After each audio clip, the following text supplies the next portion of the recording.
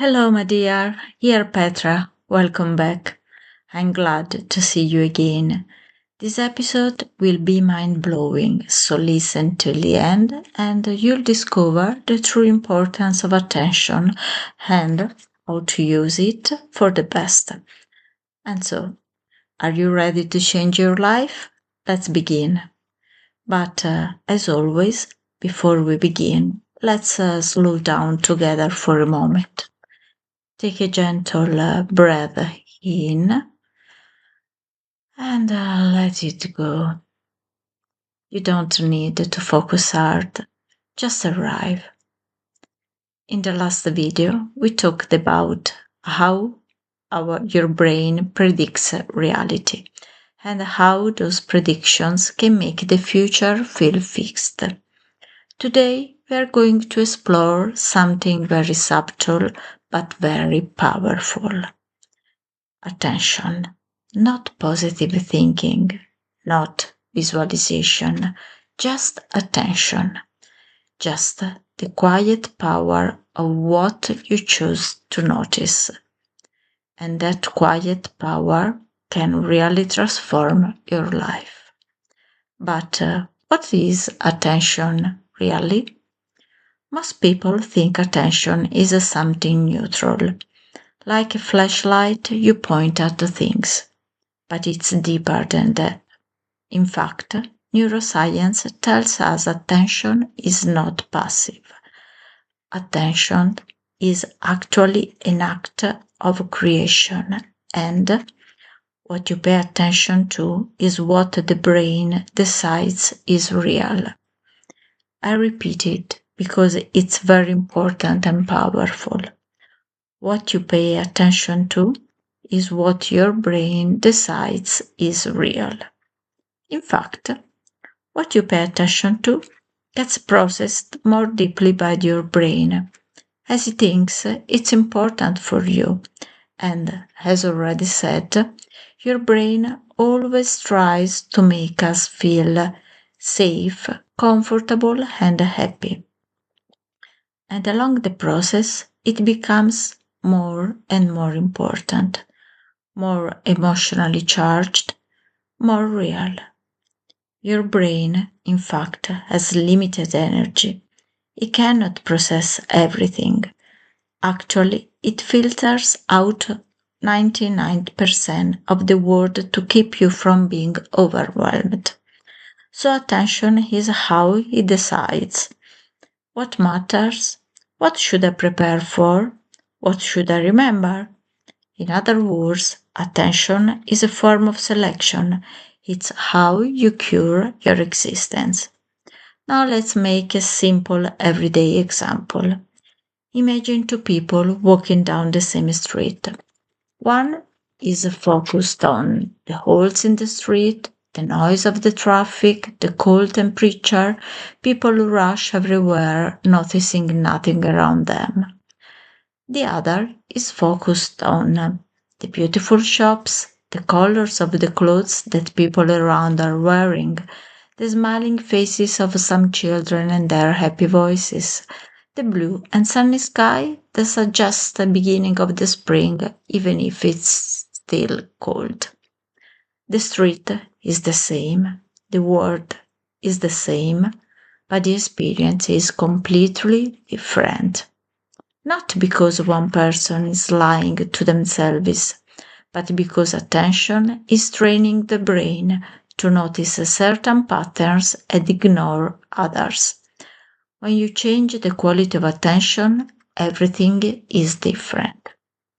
I remember years ago, two colleagues of mine told me about the same experience they had the previous evening in two completely different ways, which really made me reflect. One of them described the shopping trip with their daughter, the mad dash to catch the train at the last minute, the pain in her feet from walking all evening, the money spent in the shops, the fact that they go back very late and had to scramble to throw dinner together and not having a single moment to relax. It sounded like a truly horrible ordeal. The other told me how lucky she and her daughter were because by sprinting they managed to catch the train at the very last second. It had been years since she had run that fast and she had felt like a young girl again. They had walked all evening, immersed in the atmosphere of the shops and the crowds, not even realizing their feet were starting to ache. They had spent some money, true, but the things they had bought were so beautiful. In the end, they got home late, so they had whipped up a quick plate of pasta, just like when they were kids playing in the square until late, and then had gone straight to bed. A memorable evening. Again, the same actions, but drastically different experiences. The first colleague focused on the cost, pain, fatigue, money, stress, and viewed the evening as a series of problems to be solved. The second focused on the gain, nostalgia, beauty, connection, vitality, and viewed the evening as a series of moments to be lived. So, which one do you prefer? Which one do you think is the best way to live the experience? Which way would you have described the same evening? The brain learns what you repeatedly attend to. And here's something very important to understand. Your brain is always watching you to see what you find important and assumes that what you repeatedly focus on must be important for you and for your survival. So it strengthens the neural pathways connected to it. This is how habits form. This is how beliefs solidify. This is how identities developed.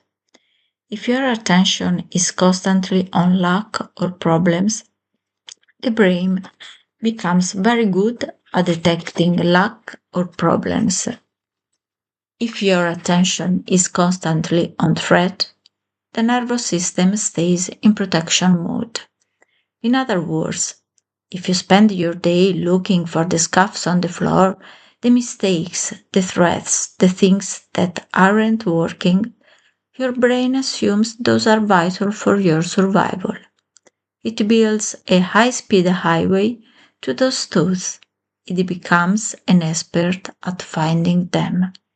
That doesn't mean you are negative or that there is a character flaw. It simply means your brain is doing its job.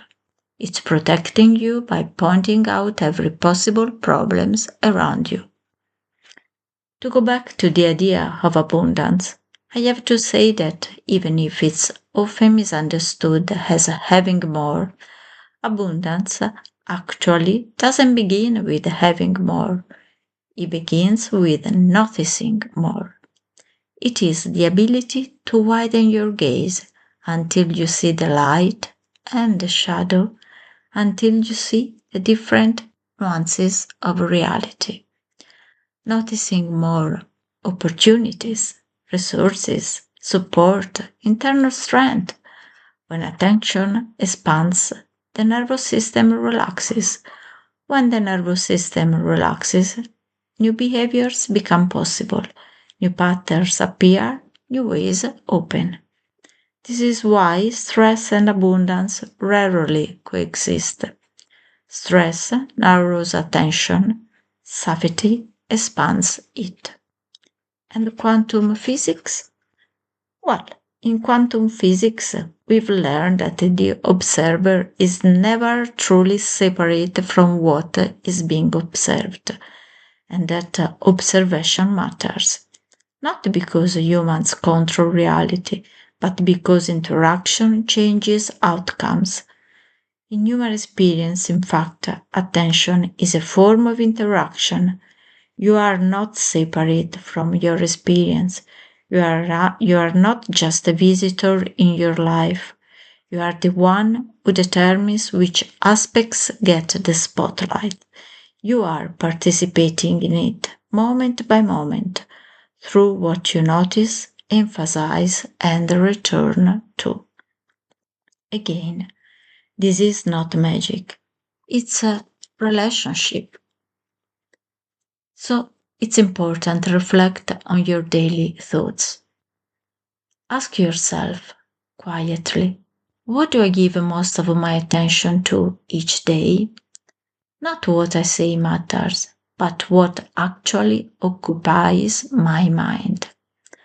There is no right or wrong answer, of course, only awareness. Now, a trip for this week. For the next few days, try this. Once or twice a day, stop for just 30 seconds and ask yourself, what am I attending to right now? If you notice tension or contraction, don't fight it.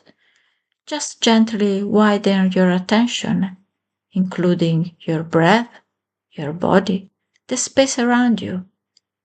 This small shift tells your nervous system, I'm safe enough to notice more. And that is how change begins. To close this video, well, I just anticipate that in the next video we'll talk about your server, who is actually paying attention, and why your sense of self is more flexible than you think. Until then, remember, you don't need to force abundance. You need to stop narrowing your world.